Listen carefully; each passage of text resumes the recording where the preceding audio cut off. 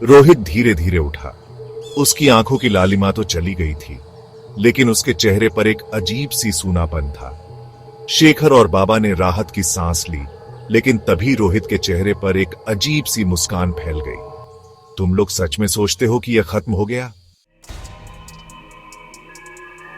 रोहित की आवाज अब पहले जैसी नहीं थी, वह भारी और गहरी हो चुकी थी। बाबा तुरंत समझ गए कि कुछ गड़बड़ है। उन्होंने जल्दी से मंत्र पढ़ना शुरू किया, लेकिन इससे पहले कि वह अपनी रक्षा कर पाते, रोहित की आंखें फिर से लाल हो गईं। उसने अपनी गर्दन झटका और उसकी पीठ से एक लंबी काली परछाई बाहर निकली। तुमने मुझे हराने की कोशिश की, अब तुम सब मरोगे। शेखर घबराकर बाबा के पीछे छिप गया, लेकिन बाबा ने हिम्मत नहीं हारी। उन्होंने जेब से एक पवित्र ताबीज निकाला और रोहित की तरफ उछाल दिया। ताबीज के छूते ही रोहित जोर से चिल्लाया, नहीं, ये असंभव है। उसका शरीर झटकों में आने लगा। उसके अंदर की आत्मा दर्द में कराहने लगी, लेकिन तभी रोहित की हंसी गूंज उठी। तुमने समझा मैं मर रही हूं, मैं अब पहले से भी ज्यादा ताकतवर हो गई हूं। शेखर ने देखा कि बाबा के चेहरे पर पसीना था। शेखर, वीओ, बाबा अब क्या करें? बाबा, वीओ, हमें इसे वहीं भेजना होगा जहां से ये आई है, असली नरक में। उन्होंने जल्दी से जमीन पर एक यंत्र बनाया, लेकिन इससे पहले कि वे मंत्र पूरा कर पाते, रक्त पिशाचिनी ने हवा में उछलकर बाबा की गर्दन पकड़ ली। रक्त पिशाचिनी, वीओ, अब कोई मंत्र काम नहीं करेगा बूढ़े। पृष्ठभूमि में जोरदार गड़गड़ाहट, बिजली गिरने की आवाज और बाबा की चीख। नरेटर, वीओ, बाबा की आंखें फटी की फटी रह गईं। उनका शरीर हवा में लटक रहा था और कुछ ही पलों में वह खून में लथपथ जमीन पर गिर पड़े। अब तुम्हारी बारी है, शेखर। नरेटर, वीओ, शेखर पीछे हटने लगा। वह जानता था कि उसके पास बचने का कोई रास्ता नहीं था। लेकिन तभी हवेली के दरवाजे पर जोर से किसी ने दस्तक दी। अरैक्टी पिशाचिनी, वीओ, कौन है? रक्त पिशाचिनी एक पल के लिए ठिठक गई। दरवाजा अपने आप खुला और एक रहस्यमयी व्यक्ति अंदर आया। उसके हाथ में एक तांत्रिक त्रिशूल था और उसकी आंखों में दिव्य रोशनी थी।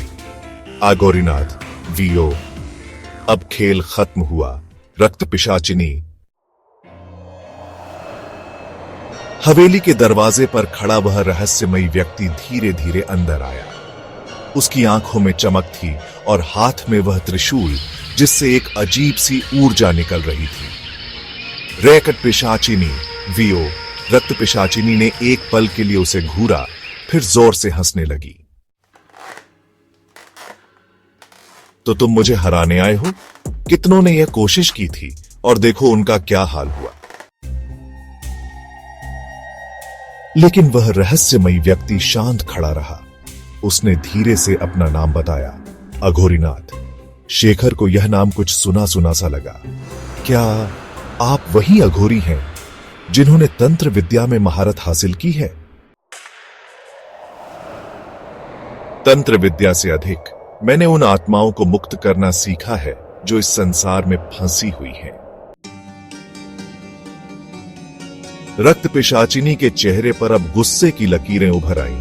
रक्त पिशाचिनी, वीओ, तुम जैसे साधु महात्मा मुझे नहीं हरा सकते। मैं केवल एक पिशाच नहीं, मैं स्वयं काल हूं। पृष्ठभूमि में हवा तेज होने लगी, खिड़कियां जोर जोर से हिलने लगीं। अघोरीनाथ ने त्रिशूल जमीन पर मारा। अघोरीनाथ, वीओ, अब तेरा खेल खत्म। रक्त पिशाचिनी, मैं तुझे वहीं भेजूंगा जहां तेरा असली स्थान है, नरक। रक्त पिशाचिनी ने हवा में छलांग लगाई और अघोरीनाथ पर झपट पड़ी, लेकिन जैसे ही उसने हमला किया, त्रिशूल से निकली दिव्य ऊर्जा ने उसे दूर फेंक दिया। रक्त पिशाचिनी, वीओ, हा हा। रक्त पिशाचिनी जमीन पर गिरी और उसका शरीर धुएं में बदलने लगा। रक्त पिशाचिनी नहीं, नहीं, मैं इतनी आसानी से नहीं मर सकती। अघोरीनाथ ने तुरंत एक मंत्र पढ़ना शुरू किया। अघोरीनाथ, एयूएम काली महाकाली, पिशाचिनी विनाशिनी, नरकगामी स्वाहा। पृष्ठभूमि में जोरदार मंत्रोच्चार, बिजली गिरने की आवाज और हवेली की दीवारें हिलने लगती हैं।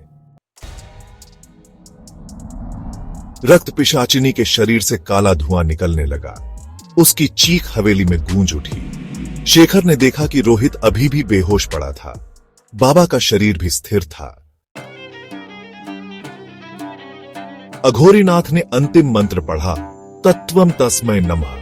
त्रिशूल से निकली दिव्य ऊर्जा ने रक्त पिशाचिनी को पूरी तरह जला दिया। हवेली एक पल को कांपी और फिर सब कुछ शांत हो गया। पृष्ठभूमि में धीमी हवा चलने की आवाज, चारों ओर शांति। खत्म हो गया?